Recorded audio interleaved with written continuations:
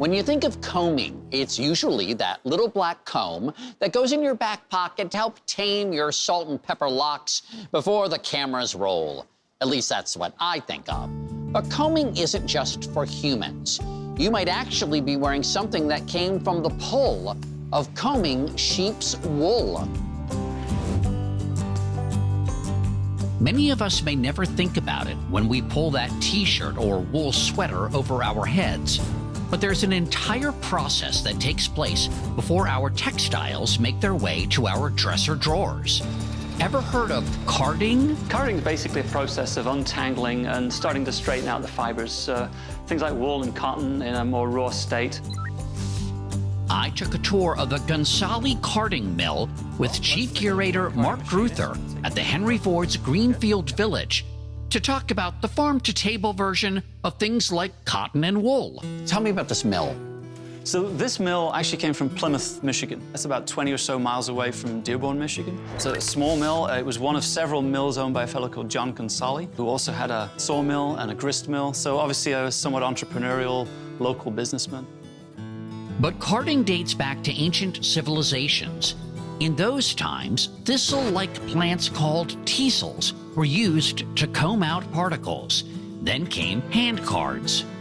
Eventually, with the industrialization of the textile industry in the 18th century, carding comes about in a mechanized form. You look at raw cotton, and then I'm looking at your shirt thinking, how did it get from that to that? Right, so that's a good way of looking at it. Carding is a really critical stage in that process. It is about taking something that's in a kind of undifferentiated, raw state and getting it to the point where you can actually start manipulating it and start doing other things with it.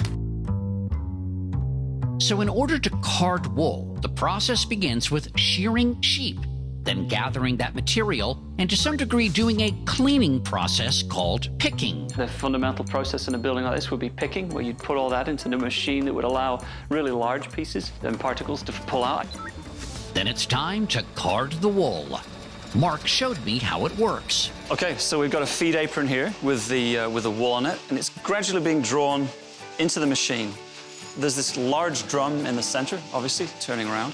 The wool is getting transferred onto that, but then getting pulled onto these other rollers, which is starting, and you can see at the top, you can see it's starting to get dragged out. And if we go to the end here, this is called the fancy roll. That's the only roll that actually contacts the teeth, that big one there.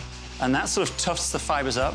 And then the doffer here starts to draw it off, and you can see there's a comb at the end, reciprocating up and down. And that, what's coming off here, is this what will eventually be spun into thread? Yes, exactly. So at that point, it's called sliver.